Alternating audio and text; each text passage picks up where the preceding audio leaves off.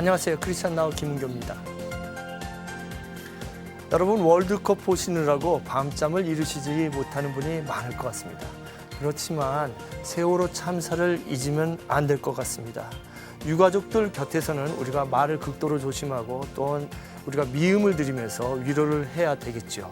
그렇지만은 이것은 명백한 인재이기 때문에 여기에 대해서는 우리의 공적 분노를 모아서 진상을 규명하고 책임자 문제에 대해서 직시해야 할 것입니다. 오늘 그 문제에 주목하겠습니다.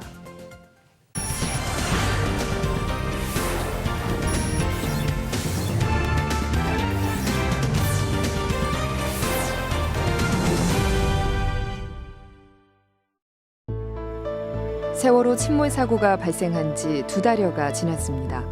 참사로 비롯된 전 국민의 슬픔과 분노의 무게가 더욱더 커지는 가운데 희생자 가족들이 가장 원하는 것은 진상 규명과 책임자 처벌입니다.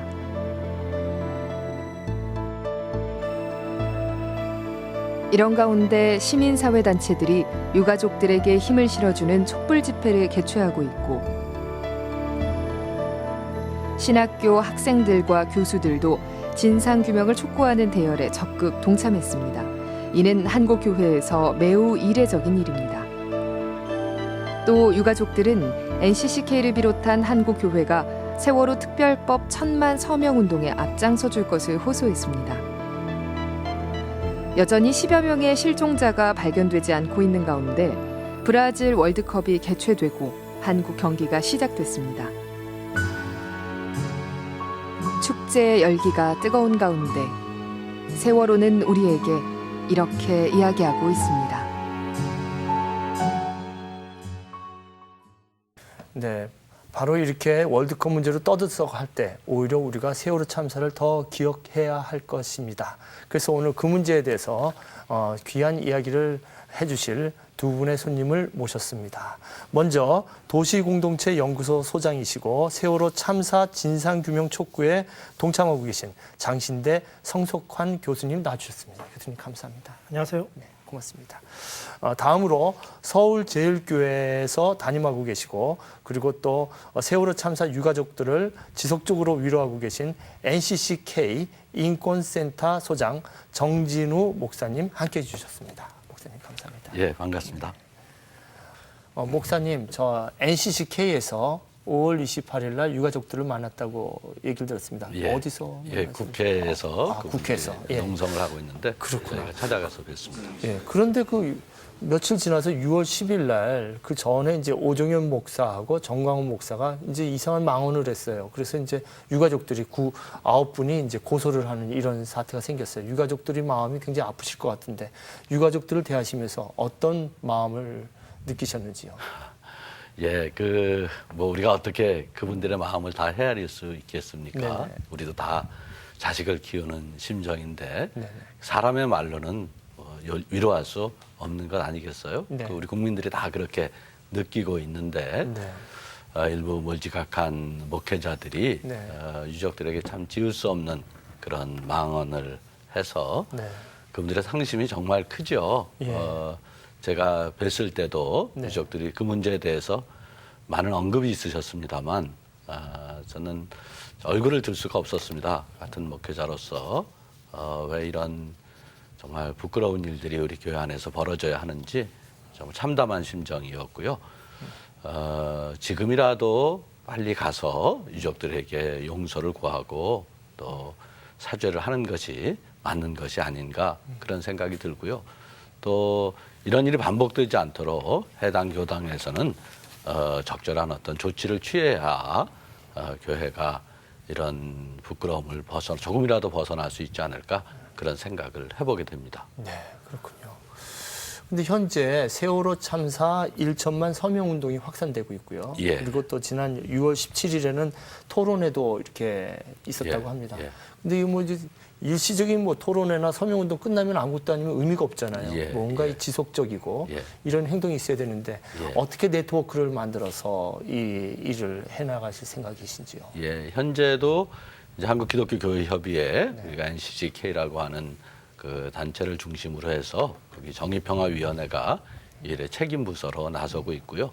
각 교단들 가맹교단 9개가 있는데 그 교단들이 서로 협력해서 서명운동에 동참을 하고 있습니다.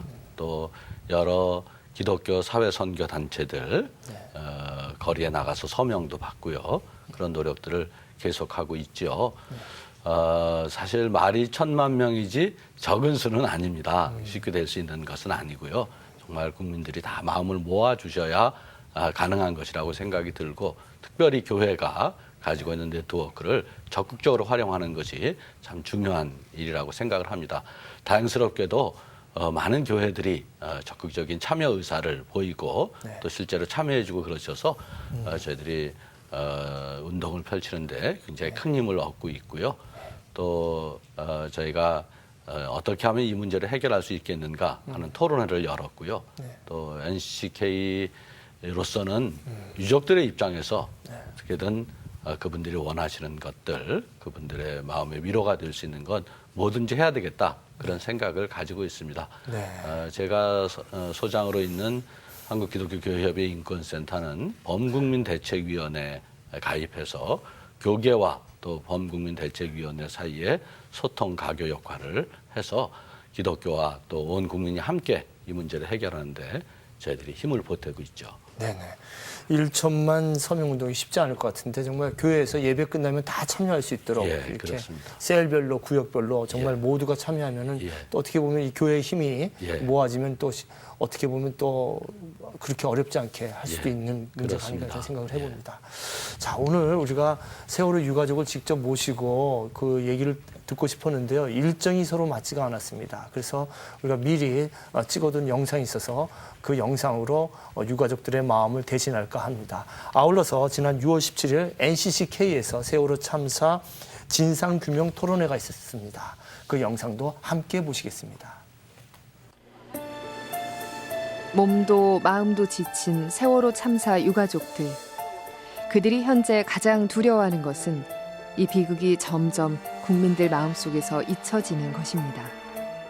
그만 잊어라. 그만이라는 그 말이 제일 저희들한테 상처인 것 같아요. 같이 우울해할 필요는 없지만 이 일의 원인을 밝히는 일에 함께 해주겠다는, 끝까지 기억하겠다는 그런 말이 저희들한테 힘이 될 것 같아요.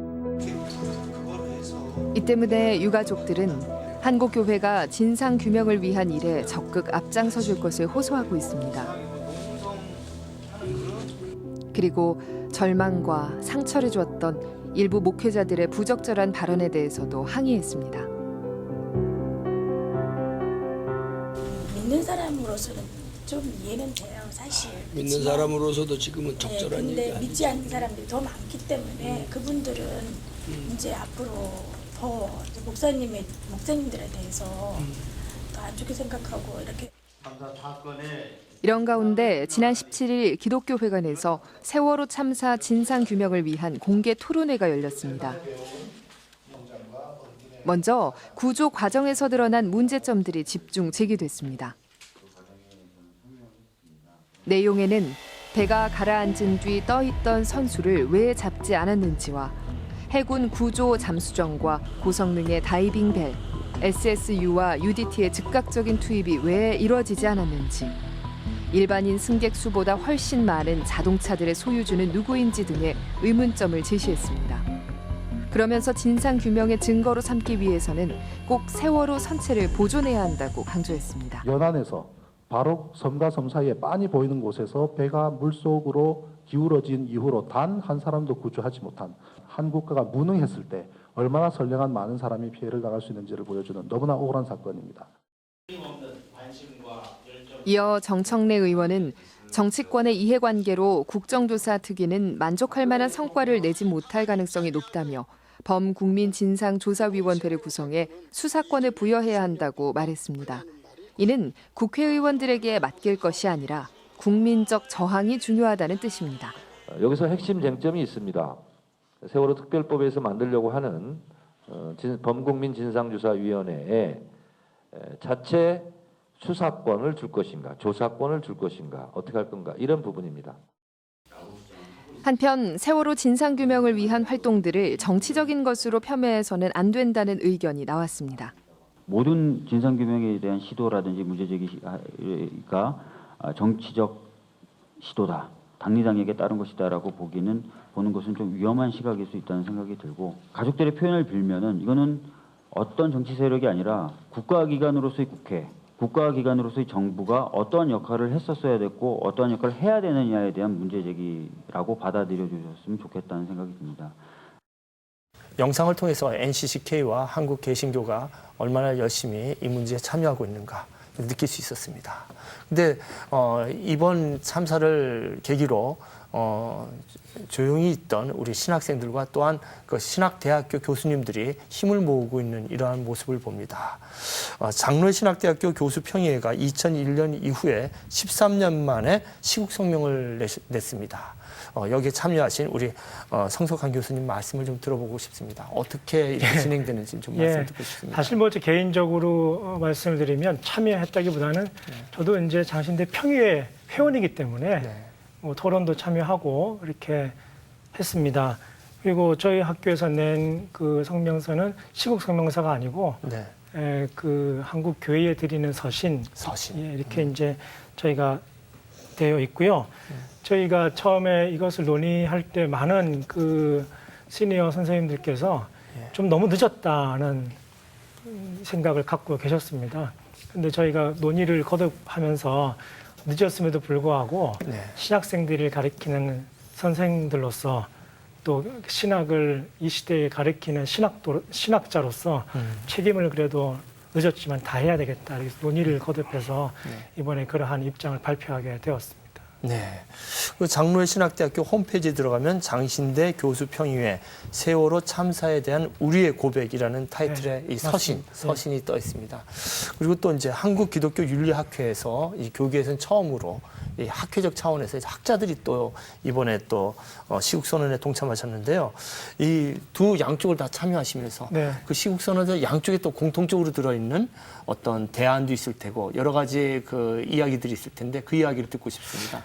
윤리학회는 이제 저도 학교보다는 훨씬 더 적극적으로 개입한 사례인데 그때 정기학회가 있었습니다. 연대에서 열렸었는데 그 전날 임원회를 통해서 아마 이러한 그 성명서를 발표하는 게 어떠냐고 의견이 모아졌던 모양입니다. 그리고 당일날 학회 당일날 저에게 그 초안을 좀 부탁한다는 입장이 있었고 그래서 제가 고민을 하다가 하루 만에 급히 이제 초안을 작성하고 임원회에 넘긴 후에 임원회가 열람을 해서 전체 회원의 동의를 받아서 조금 더 추가 내용을 담아 했는데 핵심은 이거죠. 진상규명을 명확하게 해야 되고 여기 이 사안에 대한 책임자가 명확하게 드러나야 된다. 이 부분에 있어서 그 기독교인들과 교회가 명확하게 압력을 행사해서 이런 일들이 추후에 그 틀림이 없이 진행될 수 있도록 이렇게 바라봐야 된다. 이것은 우리의 시대의 책임이고 이 시대의 신학도들의 책임이고 신학자들의 책임이다. 이렇게 이제 고백을 했습니다. 네. 정 목사님, 근데 또 학자들이 또 이 신학자들이 참여하시고 이렇게 해서 이제 여러 성명서가 나오는데 우리 또 이제 연이어서 세월호 참사 희생자를 추모하는 촛불 기도회가 지금 계속 열리고 있잖아요. 교회 이렇게 돌아가면서 교회에서 드리기도 하고 또 길에서도 드리죠. 예, 그렇습니다. 또 일각에서는 아, 왜 그렇게 하느냐. 그냥 조용히 골방에서 기도하면 되고 침묵해라 이렇게 하는 건데 그런 분들도 계세요. 근데 그런 뭐 왜 경찰들과 충돌하는 그런 일을 하느냐. 근데 보니까 경찰이 이렇게 잘 안내를 하는 모습을 봤어요. 그러한 의견들, 이런 기도회를 진행하면서 느끼신 바를 좀 듣고 싶습니다. 사실 뭐 사람 사는 세상에는 늘 사고가 있기 마련이 아니겠습니까? 우리도 뭐 일상적으로 교통사고 같은 거 겪기도 하고 그렇게 하지요. 그런데 이번 세월호 참사는 사고일 수 있었던 것이 결국은 300명이 넘는 사람이 목숨을 잃는 참사로 귀결이 되지 않았습니까? 그 과정에서 상식적으로 이해가 되지 않는 일이 너무 많이 발생을 했어요. 초기 대응에서 국가 재난 시스템은 전혀 작동하지 못했고 정부는 오락가락하고 숫자도 맨날 틀리고 또 뭐 인명이 다 구조되었다 이런 보도도 나오고 그래서 충분히 살릴 수 있는 수많은 인명들이 억울하게 죽어가는 것을 본 그런 국민이 그걸 두 눈 다 뻔히 뜨고 그걸 봐야 했어요. 이번 사건의 본질은 살릴 수 있었는데 살리지 못했다. 그런 것이죠.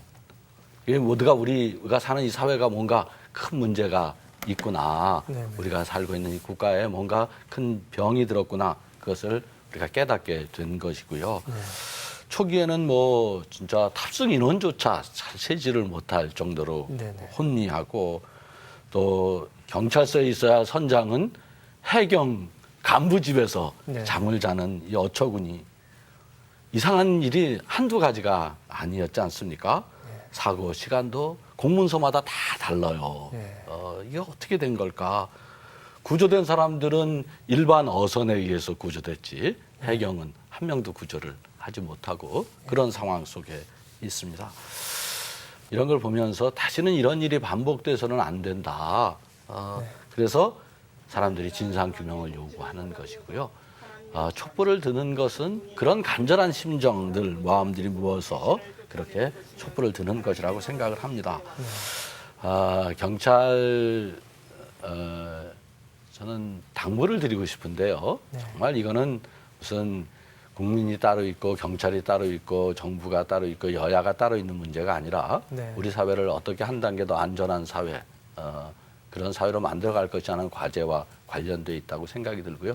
그런 점에서 경찰들도 그 진실을 은폐하려는 의도가 아니라면 평화적인 그런 집회나 시위는 최대한 보장하는 것이 맞지 않을까 그렇게 생각을 합니다. 예. 성숙한 예, 첨언을 좀 드리고 네네. 싶으면 네.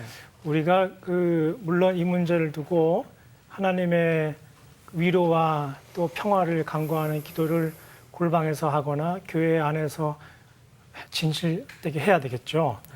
근데 우리가 이것을 가지고 광장으로 나서는 이유는 저희가 두 성명서에도 공이 들어가 있는 내용 중에 이것이 우리의 책임이라는 고백이 들어 있는 것이죠. 이 시대에 잘못된 불의한 권력들을 제대로 감시하지 못했고 우리가 그리스도인들이 사회적 책임을 제대로 감당하지 못했기 때문에 거시적 차원에서 하나님이 우리에게 이 문제에 있어서 책임을 요청하신다라는 고백 때문에 저희가 참여하게 되는 것이고요. 또 이런 문제들이 한국교회의 개인화된 어떤 개인 신앙화된 개인 영성 중심의 신앙 안에서 보다도 이 사회를 건강하게 만들어가고 더 공정하고 정의롭게 만들어가야 하는 책임이 우리에게 있다라고 하는 신앙의 표현으로서 우리가 받아들여야지 이것을 정치적 행위로 그렇게 잘못 해석하면은 안 되겠다 생각이 듭니다. 네네. 계속 이어서 좀 성 교수님께 네. 질문을 좀 드리고 싶습니다. 근데 이제 이렇게 한다면 그러면 교계에서 어떤 실질적인 일을 할 수 있는가 이런 의문들이 생기잖아요. 근데 이제 실질적인 일도 그렇지만 담론에서 문제가 많은 것 같아요. 네. 하나님의 뜻이라고 이렇게 김상우 그렇죠. 목사님 예, 얘기하신 예. 부분이 있거든요. 근데 그분의 뜻에 또 많이 동의하시는 분이 계세요. 네. 그냥 쉽게 그 문장만 띄면 굉장히 위험하거든요. 그 아이들을 죽인 것이 하나님의 뜻이다. 이렇게 오해할 그 비기독교인들은 그렇게 오해할 수도 있고요. 그렇죠. 그래서 담론의 문제와 또 실질적으로 어떤 프로그램에 의해서 구체적으로 어떻게 이런 문제를 갖다 우리가 기억해야 될 것인가. 그러니까 트라우마 문제가 이제 1년 이후엔 다가올 네, 텐데요. 네. 그런 얘기를 좀 듣고 싶습니다. 사실 이거 신학적으로 보면 이거는 신종론이라는 전통적인 신학 주제에 관련이 되어 있죠. 왜 선하고 죄 없는 사람이 고통을 받느냐. 우리가 교회 안에서 쉽게 얘기하듯이 다 하나님의 뜻이다. 하나님이 허락하셨으니까 일어났지. 이렇게 쉽게 얘기하면 문제가 발생하는 게 인간의 죄성이나 인간의 책임의 문제가 이제 생기게 되는 것이죠.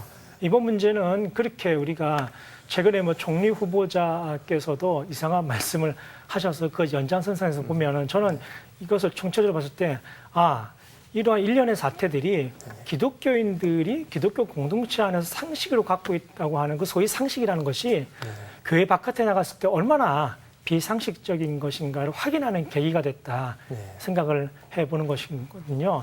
하나님의 뜻이라고 하는 것은 그렇게 함부로 아무나 역사적 사건에 갖다 붙일 수 있는 게 아니고 유태인이 그렇게 많이 죽어나갈 때 보네포 목사님이 그것을 우리를 위한 대속적 죽음이라고 해석을 하고 이것은 불의한 정권에 싸워야 될 우리의 책임이 있다라고 해서 히틀러 암살 사건에 개입을 하지 않습니까? 마치 이것처럼 이것은 불의한 죄의 결과를, 죄의 실체들을 가지고 있는 사람들의 잘못된 결과들이지 이것이 하나님의 뜻으로 그렇게 오도해서는 절대 안 되겠다.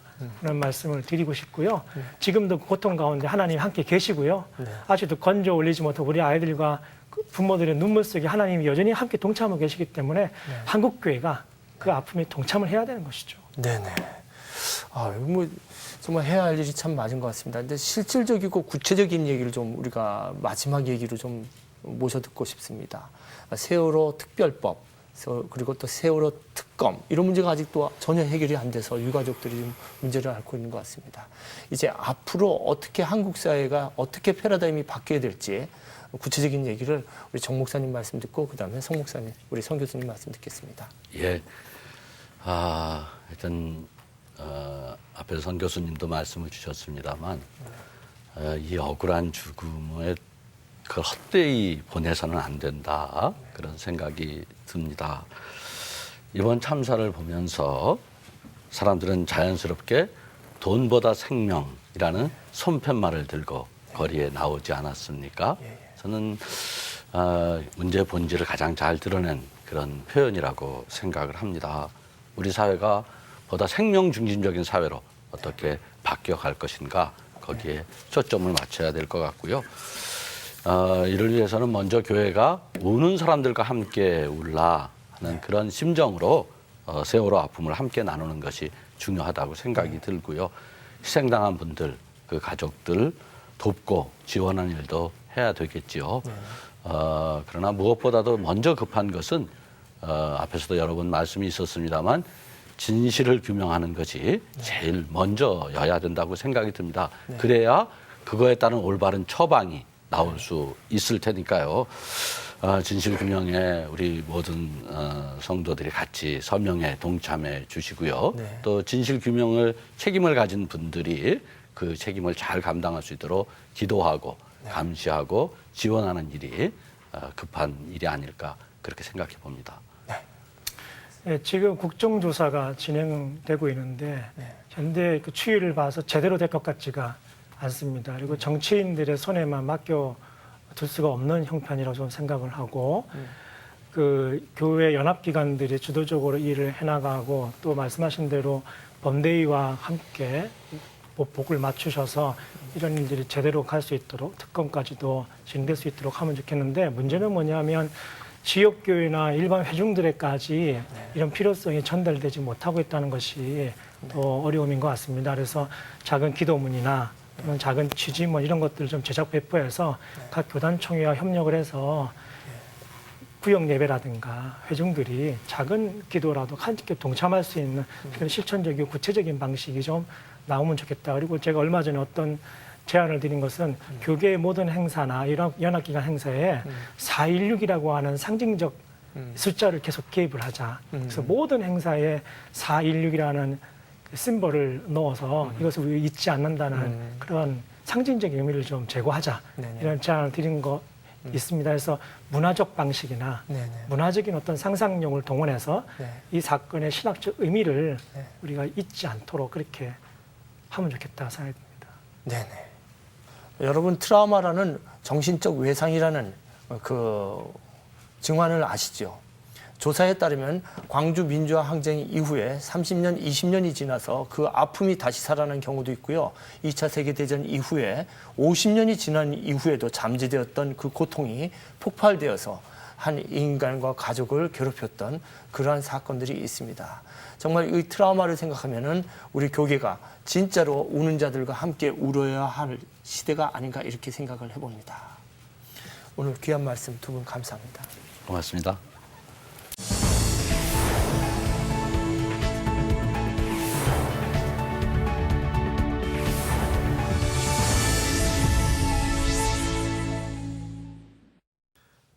우리 민족의 기독교의 역사는 그리 길지 않다.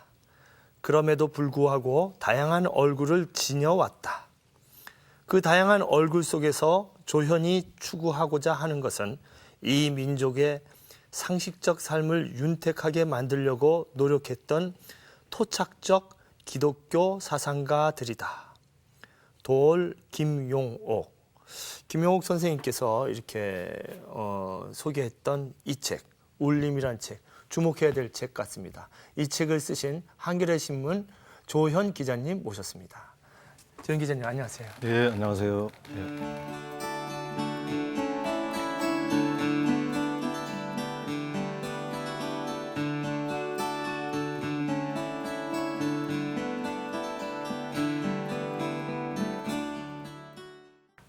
아, 조 기자님 감사합니다. 네, 고맙습니다. 이 텔레비에 잘 안 나오신다는 소문이 있는데 이게 나와주셔서 얼마나 기쁜지 모르겠어요. 네. 근데 이제 종교 전문 기자, 이 참 반가워요. 그 네. 한겨레 신문 같은 경우는 뭐 일본 어떤 특정한 전문 기자들이 있잖아요. 예. 종교 전문 기자 설명 부탁드립니다. 예. 그러니까 종교 분야만 전문적으로 이제 다루는데요. 저도 예전에는 뭐 기자 생활을 사회부, 정치부 이런 데서 시작을 했습니다만은 저도 이제 나름대로 종교성이 좀 있었던 모양이에요. 그래서 그런 쪽에 좀 관심을 갖고 그러다 보니까 제가 전문적으로 이제 이 분야를 계속 다루다 보니까 이제 한국에서 가장 오랫동안 한 분야만 한 15년 정도 그 종교 분야를 다루는 전문 기자가 됐습니다. 네. 그 정말 뭐 전 세계를 다니시죠. 한국뿐만이 아니라 얼마 전에 그리스도 예, 그리스도 다녀왔습니다. 예, 책도 내시고 그러셨습니다. 예. 근데 이 정말 저는 그 우리 한겨레 신문 받을 때마다 조 기자님께서 소개해 주시는 기독교뿐만 아니라 불교 또는 유교 그밖에 세계 종교에 대해서 정말 많은 정보를 얻습니다. 근데 기독교에 대한 애정을 이렇게 느끼거든요. 다른 종교도 마찬가지지만 기독교에 대한 애정 어떻게 생겨나셨는지 그 얘기도 좀 듣고 싶습니다. 네.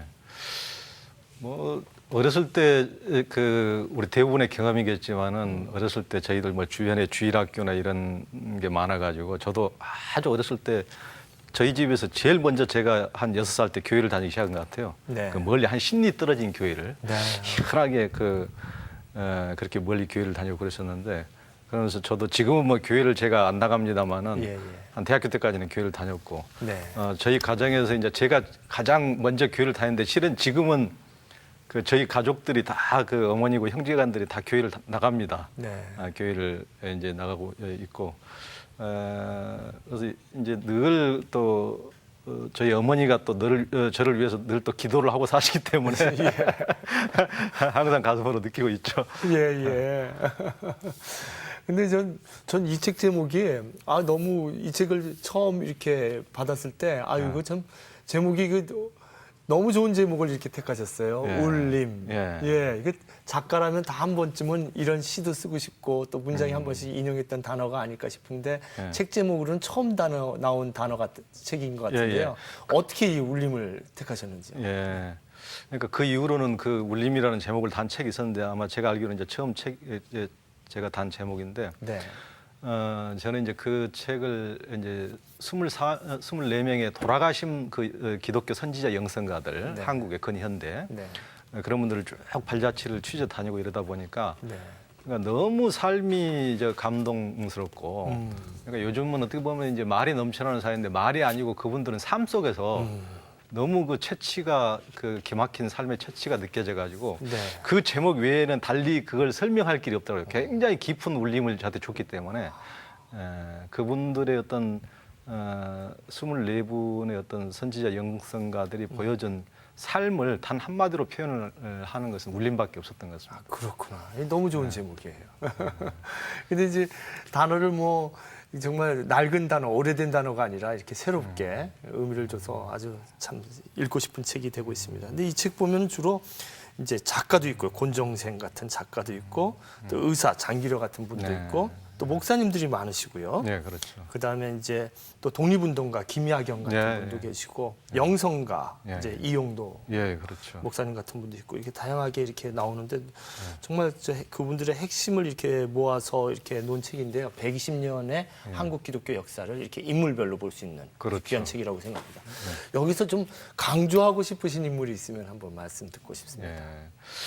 그러니까 요즘 시대에 지금 뭐 그렇지 않아도 이제 문창국 국무총리 후보 옹립으로 뭐 신앙관, 역사관 논쟁이 굉장히 사회적으로 뜨겁지 않습니까? 그러다 보니까 실은 우리 이제 120년 전 초창기에는 나라까지 이를 지경이고 그런 굉장히 그 누란의 위기에 쌓여 있고 동포들도 전부 다 피폐한 삶이 피폐해 있고 그런 상태에서 기독교는 이제 초기에는 지금이야 이제 기독교가 주류 종교가 됐지만은 그때는 너무 소수 종교고 다수 국민들은 유교적 삶에 이렇게 젖어 있었기 때문에 기독교는 조상의 제사도 안 지내고 뭐 부모도 몰라본다더라 이런 식으로 굉장히 핍박받고 네. 이런데도 불구하고 선구자들의 생각자들이 이제 기독교를 선택을 했거든요. 네. 그러니까 이제 기독교를 선택하는 것은 어떤 신앙적 어떤 정신적인 그 각성도 있었지만은 기독교를 통해서 우리 민족 동포를 한번 살려보자.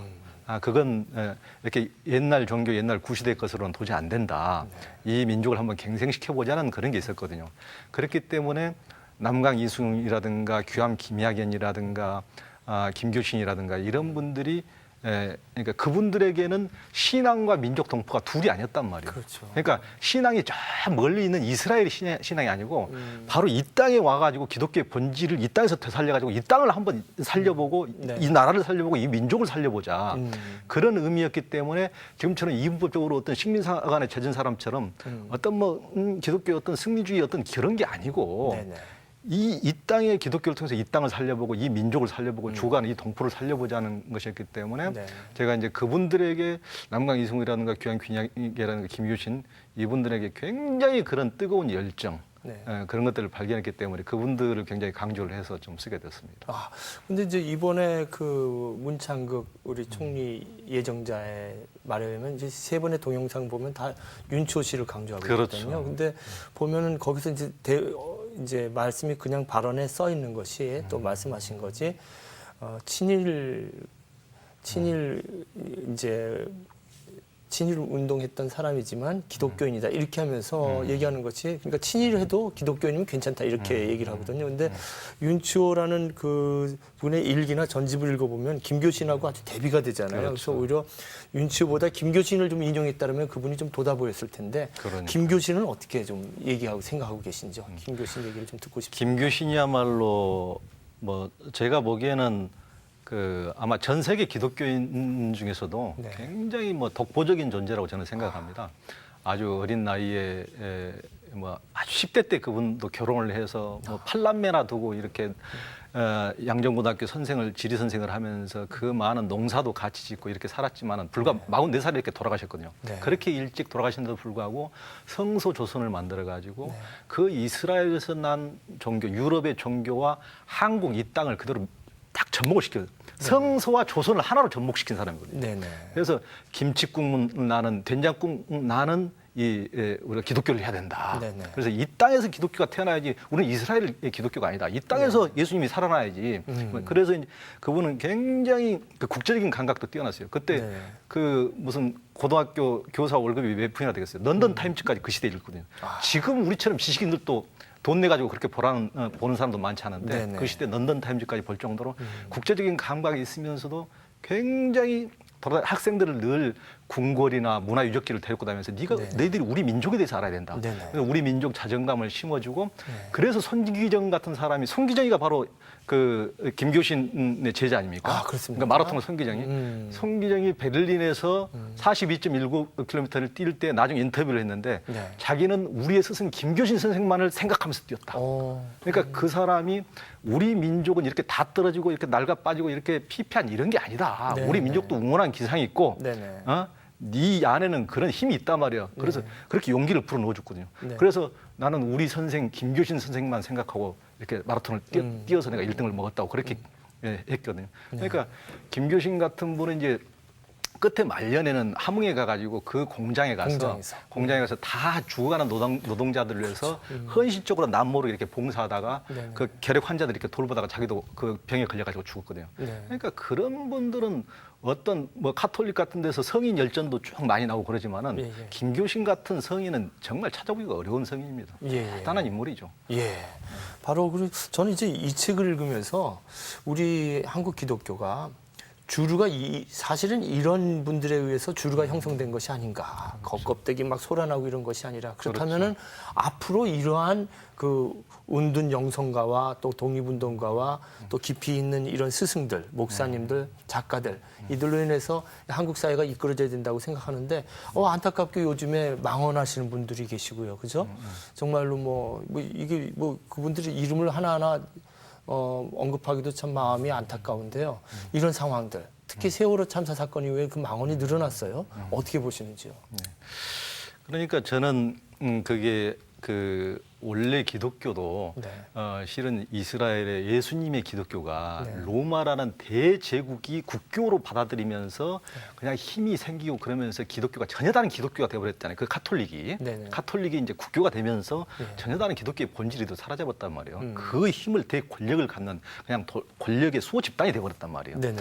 그런 것처럼 한국에서 우리가 고난받고 힘들었을 때 아까 말한 김교신이나 김야견이나 이승훈 같은 그런 생각자들, 서재필이나 이상재, 안창호 같은 그런 생각자들이 그 기독교를 우리 민족의 갱신의 하나로 이렇게 같이 민족과 종교를 같이 부둥켜 안고 이렇게 살았던 것과 달리 실은 해방 이후에는 미국이 들어오면서 이승만과 이를테면 노마가 기독교를 국교로 삼은 것처럼 이 대단한 미국이라는 힘과 파워를 가지고 기독교가 엄청난 힘을 갖게 되면서 옛날 그 아무런 기독교가 소수 배척받던 이 땅에서 그렇게 열심히 야학에서 가르치고 규율에서 병원 지어서 치료해주고 과원에서 과들 돌보고 그런 기독교가 아니고 그런 미국의 힘을 얻고 정치 권력을 잡고 그래서 이익을 보고 큰 교회 어떤 뭐 건물 세우고 이런 식으로 로마가 타락했던 것처럼 중세 기독교처럼 한국 기독교도 전혀 다른 기독교의 모습으로 갔단 말이에요. 예. 지금 그런 분들이 대형교회를 만든 분들이 한국 기독교의 대표자처럼 돼 있단 말이에요. 그렇죠. 우리가 그런 기독교는 우리의 선구자들이 읽었던 그런 기독교를 만든다면 기독교가 천년 만년 가겠지만 이 땅에서 이 땅에서 선구자들이 그랬거든요. 유교 불교가 왜 망했냐? 저렇게 기득권 노릇만 하고 양반 노릇만 하고 귀족들 왕족들만 싸고 넣어서 거기서 호가호위하면서 그래서 망하지 않았냐? 그래서 기독교가 돌아야 된다고 그렇게 주장을 했는데 지금 기독교 그분들의 기독교가 지금 그 꼴이란 말이에요. 그렇게 말이에요. 그렇게 자기들이 비판해서 기독교가 들어야 될 이유를 설파했던 유교 불교 꼴이 나고 있단 말이에요. 지금 대형교회식의 그런 기독교가. 그래서 그런 지금 과거에 우리가 선구자들이 읽었던 그런 기독교를 다시 되돌리지 않는다면은 유교 불교 꼴이 나지 않는다는 보장을 누가 할 수 있겠습니까? 맞습니다. 아유, 그 마음이 뜨거워집니다. 말씀 들으면서. 근데 저는 이 책에서 이제 김야견을 주목해서 봤거든요. 윤동주 외삼촌이잖아요. 네, 그렇죠. 윤동주의 엄마 김영의 오빠 되시는 분이죠. 근데 이분이 이제 맹자 전문가에다가 또 무장투쟁 독립운동을 하셨고 또 감옥에 갔다가 나중에 목사님이 되시는데 그 제자들이 문익환, 뭐 강원용 목사, 뭐 정일곤 총리까지도 배웠고 또 윤동주도 나오고 그러는데 그 목회자로 인해서 평신도들이 이렇게 커졌거든요. 그래서 저는 이제 이 미래 한국교회가 이런 그 목회자들, 이런 평신도들이 길러져야 된다고 생각을 하는데요. 이 책과 더불어서 이 한국교회 미래, 어떤 목회자가 나와야 되고 어떤 평신도가 나와야 될지 말씀 듣고 싶습니다. 그러니까 그 문동환 목사가 아주 어렸을 때 자기는 이제 김야견 목사를 뵀는데 문동환 목사가 자기가 8살, 9살 때 이웃집 아주머니들이 너 커서 뭐 될래? 이렇게 물어보니까 바로 그 순간에 자기 얼굴에 떠오른 분이 김야견이었다고 그래요. 나도 저분처럼 돼야 되겠다. 김야견 목사 같은 사람이 돼야 되겠다. 그러니까 그분은 이제 동만주의 대통령이라고 불릴 정도. 대통령이라고 이렇게 폼 잡는 그런 대통령이고 그분은 농사도 그렇게 많이 지었어요. 일을 그렇게 많이 하고 지식인도 최고의 지식인데 맹자를 100만독을 했다고 그러는데 유교로 가서도 최고의 경지에 이미 오른 분인데 그분이 기독교를 받아들였고 서울에 있는 명동은 비교도 안 될 명동촌이라는 거룩한 어떤 지상의 빛을 만들었단 말이에요. 공동체를, 기독교 공동체를 만들어서. 안중근 의사조차도 그곳에서 뒤에서 그 권총 연습을 해서 또 유로범을 처단했지 않습니까? 그래서 명동촌이라는 곳이 대단했던 곳인데 이분이 이제 그 많은 사람을 길러내고 김재준이 가르치고 거기서 문익환, 윤동주, 장준하, 강원용 이런 사람들이 다 거기서 이제 은진중학교에서 나왔단 말이에요. 그런데 이분이 돌아가실 때 사람들이 그 유언을 해 주십시오. 그러니까 이분이 나는 유언이 없다. 내 삶이 바로 유언이다. 이렇게 했거든요. 그러니까 요즘같이 말이 넘쳐나는 세상에 삶과 행동이 뒷받침되지 않으면 100마디 말이 아무 소용이 없거든요. 그분은 그냥 내 삶이 유언이다. 그분은 제 생각에는 간디보다 한 3, 40년 먼저 뿐인데 저는 간디보다 공동체도 수십 년 전에 먼저 만들었고 삶이 유언이다는 내 삶이 바로 유언이다는 말을 그대로 간디가 한 50년 뒤에 죽으면서 그 얘기를 했습니다. 그러니까 어떻게 보면 간디 어떤 거울이 김야견이 아니었을까. 그러니까 그분에게 우리가 배워야 될 것은 바로 어떤 말이 아니고 삶이고 행동이다. 지금 한국에는 말만 너무 넘쳐나지 한국 기독교에서는 삶이 뒷받침되지 못하지 않습니까? 특히 이제 아주 유명한 목사님들 그런 분들이 그분들 때문에 이렇게 어렵게 그분들이 일고는 한국 기독교가 결단나게 생겼어요. 어떻게 보면은 하루아침 어떻게 보면 결단날 지금 지경이단 말이에요. 그런 위기의식을 느낀다면은 교인들도 그런 이제 좀 분별력을 가질 필요가 있는 거죠. 그러니까 교인들이 좀 이제 깨어나야 됩니다. 그러니까 교인들이 그 예전에 우리가 배고픈 시대에는 전부 다 의식주의만 목을 매달고 있거든요.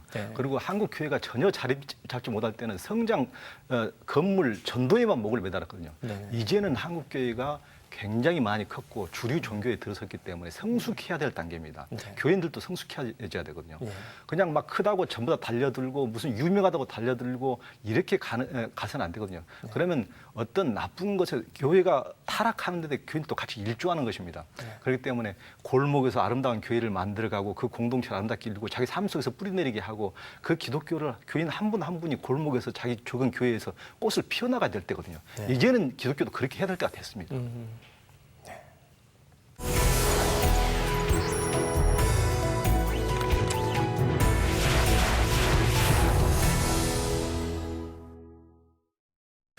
여러분 월드컵 경기 보시느라고 아침잠을 설치고 계시지요? 그런데 우리가 이 세월호 참사를 잊으면 안 될 것 같습니다. 공적 분노를 가지고 이 진상 규명하고 책임자 문제를 우리가 직시해야 될 것 같습니다. 아울러서 우리 조영 기자님과 말씀 나눴듯이 우리에게 자랑스러운 이 영적 선각자들을 기억하고 우리 자신이 한 명 한 명 각성해서 이 사회를 위해서 또 이 땅을 위해서 우리가 살아가야 될 것 같습니다. 오늘 여기까지 하겠습니다. 고맙습니다. 고맙습니다. 좀 더 말씀해 주시면 좋았을 텐데 시간이 너무 짧아요.